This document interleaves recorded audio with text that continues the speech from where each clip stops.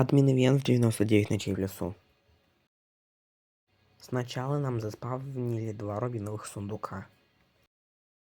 Ну и снова нам заспавнили вот такую ускорялку, с помощью которой я снова стал Соником. А еще нам заспавнили флейты на максимальном уровне. А еще нам дали поиграть за некроманта. Дали адский шлем и обсидроновые ботинки, и я стал почти бессмертным.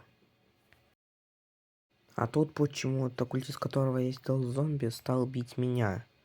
Ну и нам дали много алмазов. Еще мне дали лазерную пушку. Хотя зачем, если у меня надет класс киборг?